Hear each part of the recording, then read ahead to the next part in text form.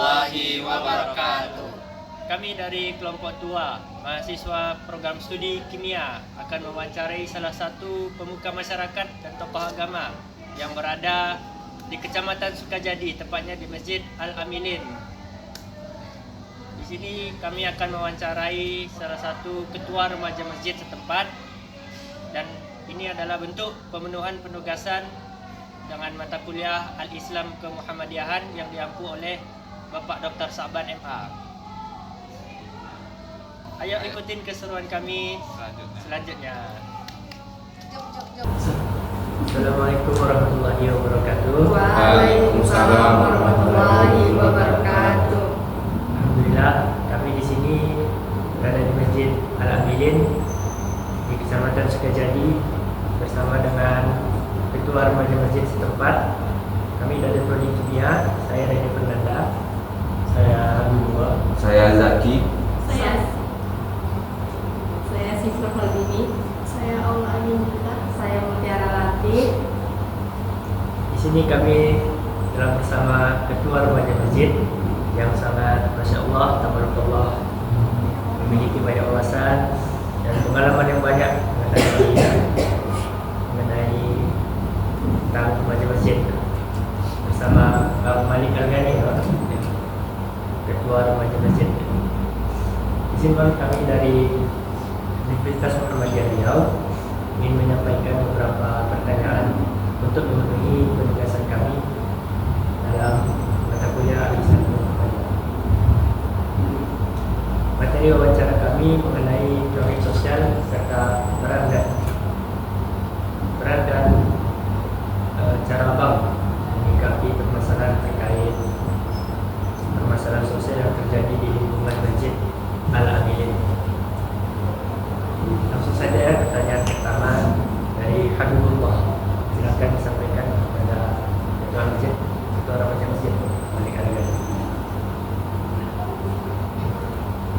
Baik, jadi pertanyaan saya ini, bagaimana peran Bang Gani sebagai Ketua Remaja Masjid dalam menanamkan nilai-nilai keimanan yang berdampak pada kepedulian sosial? Baik, Pak Bang Gani, silakan. Sebelumnya kasih kenalan dulu lah ya teman-teman semuanya. Saya juga alhamdulillah diamanakan dari teman-teman sebagai ketua masjid, sebagai pengurusnya juga, sama sebagai penggerak nih terkait gerakan-gerakan apa saja dari remajanya. Dan saya juga ikut serta dalam pembangunan RT RW juga di sini teman-teman, dan ikut kegiatan pemuda di sini. Jadi tentunya sebenarnya kegiatan dari remaja masjid itu bukan hanya sekedar gerakan yang harus dilakukan dengan baik gitu teman-teman. Maksudnya seperti ini, kita harus ada dua aspek yang kita tentukan. Pertama tuh, kalau teman-teman sendiri pasti tahu nih, hablum minallah, hablum minannas. Kalau kita hanya dekat kepada Allah, hablum minannas yang tidak ada, tentunya pendekatan terhadap tingkat sosial itu sangat rendah teman-teman. Makanya saya berharap saya itu bukan hanya dekat di masjid saja gitu. Makanya mungkin sebagai remaja lah, sebagai Gen Z lah teman-teman, tentunya kita sama-sama Gen Z. Saya dari lahir 2003 juga nih. Nah tentunya kita masih satu generasi. Jadi harapannya itu betul dari perintah dari Allah tuh ada dua tuh, hablum minallah, hablum minannas.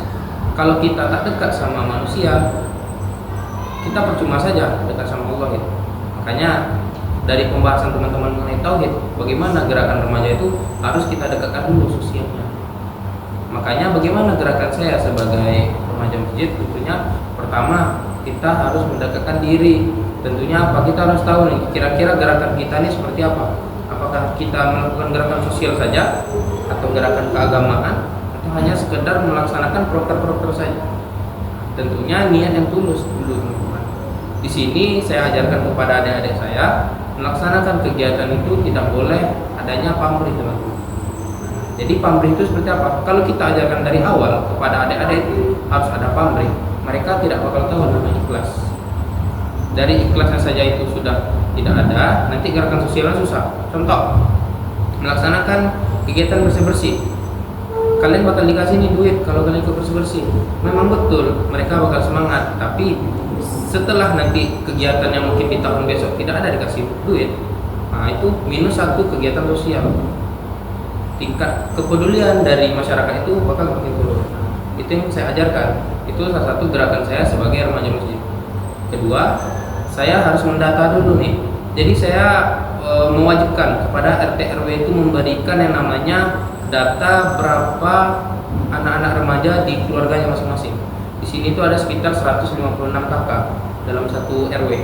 Nah, satu RW itu saya harus wajibkan itu. RW sama RT itu tuh harus memberikan yang namanya data-data anak-anak itu. Nah, di sana sudah ada datanya, saya kelompokkan.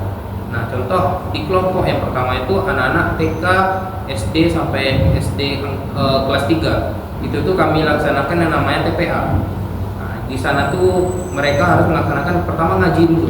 Ngajinya di mana? Di malam hari. Nah, jadi mereka tuh bukan hanya melaksanakan kayak main game atau malam tuh tempat mereka dikasih bonus tuh dari orang tua, enggak mau. Saya pengennya mereka tuh pandai mengaji dahulu, karena itu dasarnya. Kedua, yang di tingkatan kedua, mereka tuh sudah kami ajarkan dasar-dasar sebagai remaja masjid. Nah, remaja masjid seperti apa? Itulah saya bilang, mereka tuh harus tahu hablum minallah, hablum minannas. Sebelumnya mereka kan juga belajar nih di SD, SMP, sama MDA-nya. Nah, udah ada dasarnya, baru kita berikan nih apa saja gerakan-gerakan Islam. Ketiga, yang sudah lebih tua lagi, remaja masuk pemuda. Nah, di sana itulah sebagai pembimbingnya. Di sana tuh saya berikan mereka tuh harus bisa mengajar adik-adiknya. Nah, itu salah satu gerakan saya sebagai pemuda remaja masjid Jalan. Jadi konsepnya mengenai hablumullah dan hablum minannas. Iya. Kita Indonesia dan kita dengan Allah. Juga tadi Bang Gani menyampaikan bahwa remaja kalau dalam hal ini kita tidak boleh memberi untuk bersikeras, dan juga kita harus saling membimbing adik-adik kita dalam haji, nasi, jam malam. Iya, betul. Baik, pertanyaan selanjutnya mengenai cara membaca apa disampaikan oleh Kira. Sebelumnya saya bertanya, Pak, Ya. bagaimana cara mengajar dan membimbing anggota remaja masjid supaya aktif dalam kegiatan sosial keagamaan? Terima kasih ya Tiara. Ini salah satu pertanyaan bagus nih teman-teman. Bagaimana cara saya membimbing nih? Ingat ya teman-teman, mungkin kalau teman-teman sebagai mahasiswa pasti lebih paham. Saya juga mahasiswa teman-teman. Jadi saya tahu nih kira-kira kalau kita sebagai pemimpin, kita sebagai yang namanya memberikan arahan, kita harus siap yang namanya berkepala dingin. Maksudnya seperti apa? Karena berbagai otak yang harus kalian luruskan. Jadi pertama gerakan saya harus lakukan, pertama mereka itu saya dengarkan dulu kira-kira mereka mau seperti apa. Contohnya, saya melaksanakan nih, ini ada kegiatan keagamaan. Kalian mau sebagai panitia apa? Nah, saya mungkin sebagai ini bang, saya sebagai bisa foto-foto, saya bisa MC lain. Kita turutin. Kedua, kita telaah dulu nih, kira-kira pasti ada beberapa dari adik-adik ini yang tidak paham atau tidak tahu apa. Di sana kita berikan arahan dulu teman-teman. Kira-kira apakah potensinya bisa nggak kita asah? Contoh lah, dia malu-malu tapi dia bisa MC, kita ajarkan dulu. Nah, jadi intinya kita harus lunak. Maksudnya lunak itu bukan ikut alir gitu seperti itu teman-teman. Tapi kita harus tahu dulu. Pertama kita ikut dari mereka tuh mau apa, tapi dalam konsep yang bagus dan dalam konsep gerakannya itu memang benar-benar melaksanakan kegiatan yang bagus. Itu yang harus saya lakukan. Kedua, melakukan follow up. Kan mereka kan sudah nih kita ajarkan contoh meng-MC atau melaksanakan biasanya itu mereka latihan ini ngaji irama gitu, atau kegiatan hafiz atau tahfiz gitu. Nah, mereka tuh harus kita asah terus, maksudnya follow up itu seperti itu. Jadi bukannya sekedar sekali saja, atau mungkin di minggu depan ada kegiatan Isra Mi'raj ataupun Maulid Nabi, mereka harus mengasah kemampuannya di sana gitu. Seperti itu ya. Kita harus mengetahui dulu potensial. Iya. Kira-kira Tiara ada nggak mau ditanya nih terkait itu?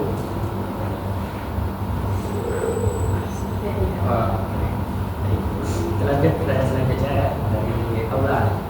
Ada apa yang bisa dikatakan? Selanjutnya saya akan bertanya,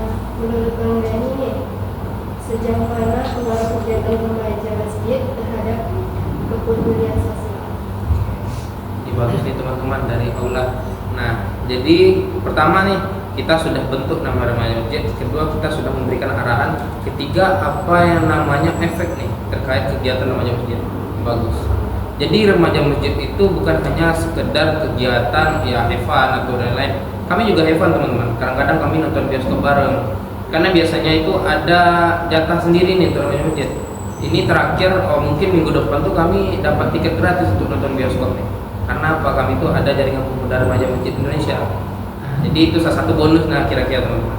Jadi kegiatannya itu bukan have fun seperti itu. Terus bukan hanya sebagai pengembangan. Nah, itu bagaimana dan apa saja efek yang diberikan dari remaja masjid? Saya mewajibkan remaja masjid di sini itu juga ikut aktif dalam kegiatan kepemudaan dan remaja di sekitar. Contoh seperti apa? Kegiatan 17 Agustus. Mereka harus ikut di dalam kepanitiaan sama menggalang dana biasa teman-teman. Jadi masyarakat di sini bukan hanya saja masyarakat yang sering sholat atau masyarakat sering ikut pengajian yang tahu siapa saja remaja masjid. Tapi masyarakat di sekitar, baik itu yang non-Islam maupun yang jarang datang ke masjid ataupun masyarakat yang sibuk ataupun sesekali datang ke rumahnya di sini, mereka juga tahu bahwasanya remaja masjid di sini aktif. Kedua, contoh kemarin itu kegiatan pemilihan RT RW. Saya mewajibkan mereka juga ambil andil di sana. Mereka harus paham bagaimana mekanisme yang ada di masyarakat kita ini. Jadi bagaimana efeknya itu tuh sangat bagus teman-teman, karena mereka pertama sosialnya dapat, agamanya dapat, terus satu lagi mereka juga dapat namanya have fun-nya atau bonusnya gitu. Jadi mereka tuh bukan hanya sekedar dapat capek aja atau bukan hanya sekedar dapat ilmu agama saja, tapi mereka juga dapat ibaratkan yang namanya itu silaturahmi antar warga di sini. Jadi tidak ada yang namanya masyarakat tidak tahu sama remaja masjid di sini. Jadi itu salah satu efek atau ibaratkan salah satu apa yang telah diberikan dari remaja masjid terhadap masyarakat sosial sekitar di sini. Kita ulang. Ada nggak kira-kira yang ulang itu? Pertanyaan atau apa? Sanggahannya? Kita membuat kegiatan berdampak positif bagi masyarakat. Karena Randy banyak sekali dari remaja masjid ini mereka hanya sekedar melaksanakan kegiatan proker ataupun kegiatan contoh lah event-event besar di agama Islam gitu. Itu kayak bagi saya sayang sekali. Kenapa mereka tidak memberikan efek yang bagus juga terhadap sosial masyarakat kita? Gitu.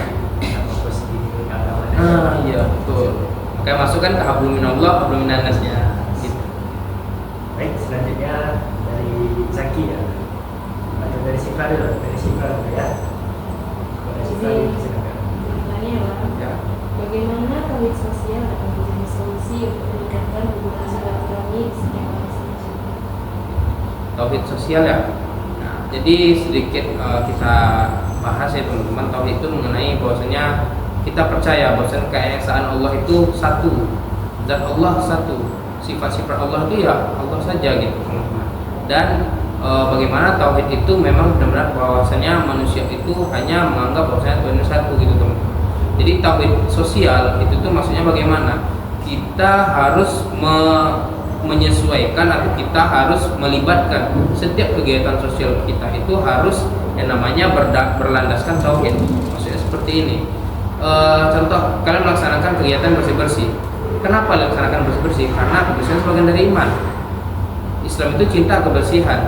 Islam itu sangat mewajibkan atau memberikan gerakan bahwasanya Islam itu bersih. Nah, Islam itu juga bersosial tinggi. Islam itu memiliki toleransi yang bagus. Nah, seperti itu.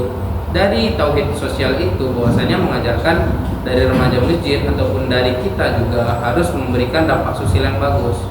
Nah, jadi terhubung juga bahwasanya dari rahmatul lil alamin. Bahwasanya rahmat itu harus diberikan kepada seluruh makhluk. Maksudnya seperti apa? Ibaratkan seperti ini, tauhid itu akarnya, rahmat itu atau kayak rahmatnya itu adalah buahnya. Jadi dasarnya tauhid, dan bahwasanya rahmat itu adalah seluruh ibaratkan yang kita harus berikan kepada seluruh makhluk itu harus benar-benar berlandaskan tauhid.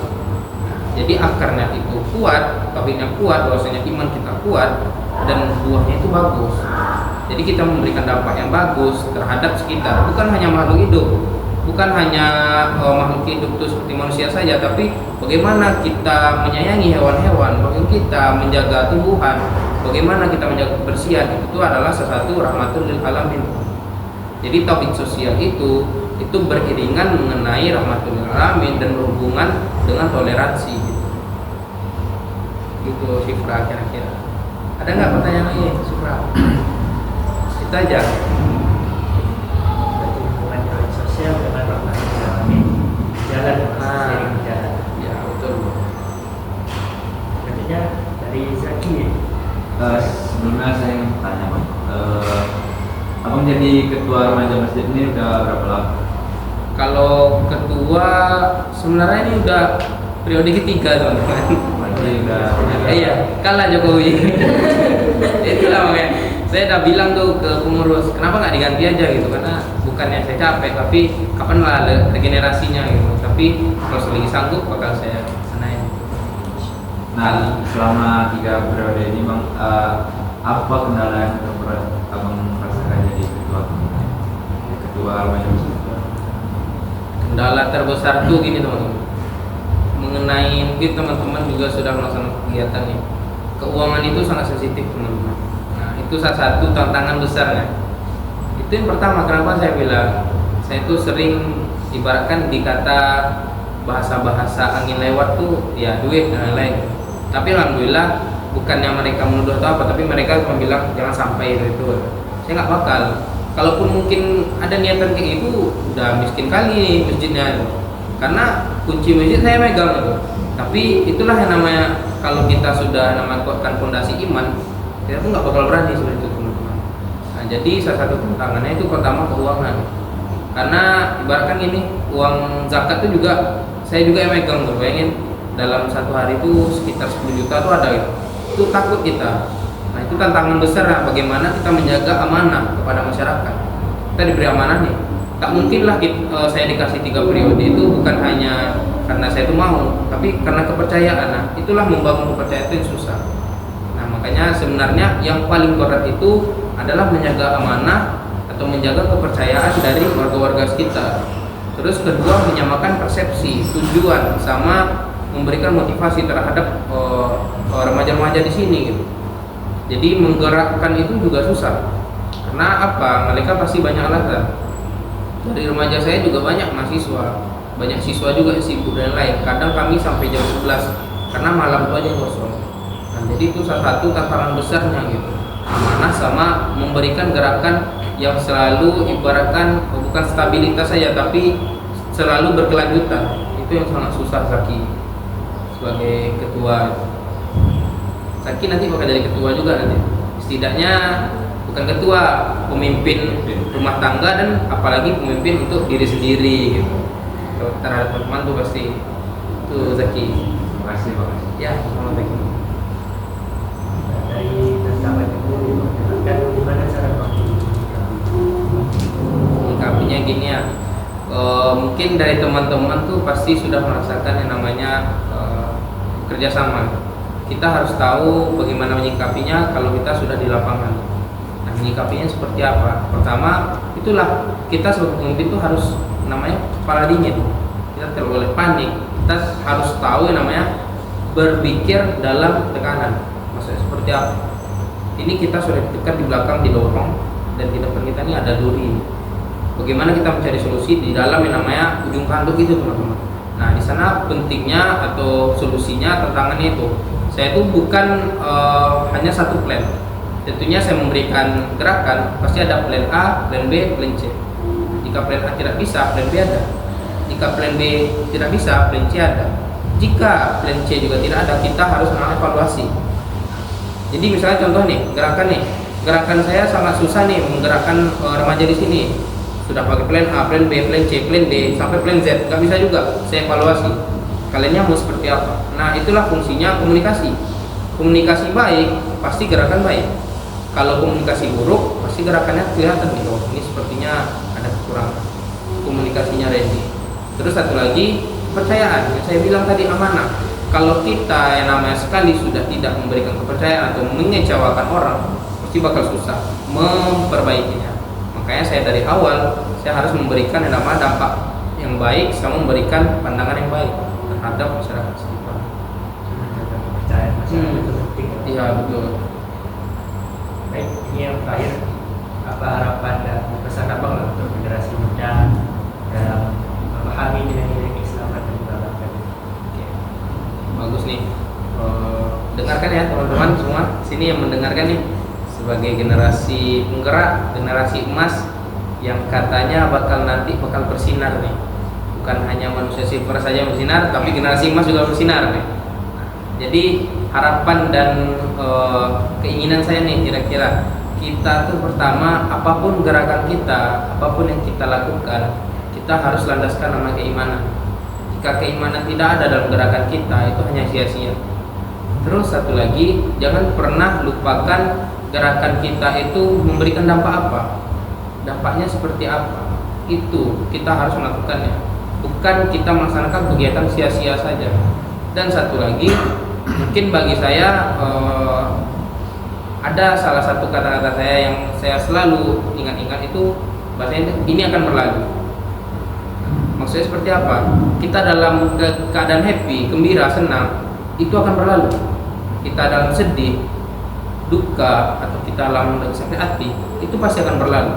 Jadi bagaimana? Kita tuh hanya dititipkan seperti apa? Nyawa kita juga dititipkan, rezeki kita dititipkan, semua apapun di sini kita dititipkan. Makanya saya selalu memberikan motivasi kepada saya, ini akan berlalu.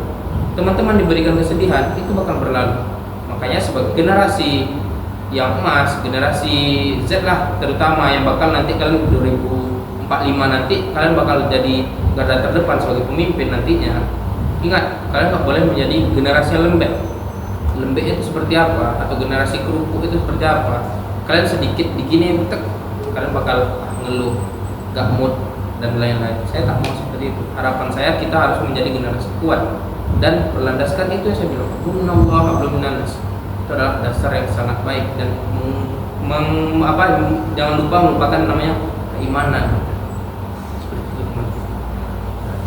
Sangat banyak ya teman-teman pelajaran yang kita dapat dari Bang Feni. Enggak, itu sedikit masih itu teman-teman. Semoga dapat memberikan manfaat untuk kita semua, teman-teman juga. Yang lain ada juga tambahan saya? Iya, kira-kira tanyakanlah. Atau dari Bang Gani lah, mana dari kita? Oke, boleh. Ini dari mahasiswa Umri ya. Iya. Oke. Pengennya di Umri itu tingkat toleransi itu sangat tinggi teman-teman. Kalau saya pernah pergi ke UIN, yang nonis itu wajib pakai jilbab. Nah, kalau ada beberapa pendapat bilang itu tak toleransi dan lain-lain, dan itu sebenarnya mengikut kegiatan mengikut peraturan dan lain-lain. Nah, saya melihat bagaimanalah pandangan teman-teman nih sebagai mahasiswa Umri ini, bagaimana pandangannya dan gerakannya, kira-kira menjaga sikap toleransi itu memang mencerminkan sikap dari gerakan Muhammadiyah itu dan gerakan teman-teman sebagai mahasiswa Umri gitu. Kira-kira Baik, pada teman-teman ada yang mau tidak kira-kira memberikan pengalamannya? ya pengalaman ini. Saya berjalan ke Umri gitu juga. Mungkin boleh saya jawab. Ya boleh Habib. Jadi menurut pandangan aku sendiri, toleransi itu kan nggak semata-mata kita harus mengikuti bukan cuma mengikuti peraturan doang. Nah, menurut aku kalau tadi yang abang bilang di UIN itu wajib pakai jilbab. Nah, kalau menurut aku mungkin itu tidak bisa dikatakan secara langsung toleransi, karena itu karena dalam situ ada yang namanya paksaan pasti, karena ada wajib kan. Nah, kalau menurut aku sih bukan kayak gitu sebaiknya toleransi itu. Nah, kalau menurut abang nih dari jawaban aku gimana? Sebenarnya kalau seperti itu bukan, cuman pengennya kira-kira kalian sebagai mahasiswa tuh bagaimana lah menjaga Muhammadiyah ini terkenal sekali sebagai gerakan memiliki toleransi sangat tinggi. Bahkan di Papua tuh ada namanya Kristen Muhammadiyah gitu. Mereka tetap melakukan gerakan Muhammadiyah tanpa paksaan. Nah, bagaimana lah kira-kira mahasiswa tuh mempertahankan tuh bahwasanya gerakan yang toleransi sangat tinggi itu sebagai warga Muhammadiyah lah ya, teman-teman ini lah warga Muhammadiyah nih. Nah, bagaimana tuh kira-kira mempertahankan? Ada kita mempertahankan toleransi yang Iya betul. teman-teman yang membuat ada yang menjawab. Pasti ada nih. Oke, silakan. Dari Zaki ya. Silakan Zaki. Jadi sikap kita sebagai mahasiswa Muhammadiyah terhadap toleransi. Iya. Nah, gimana kalian mempertahankan tuh? Karena Muhammadiyah itu terkenal sekali toleransi yang tinggi. Menurut saya sikap toleransi itu mungkin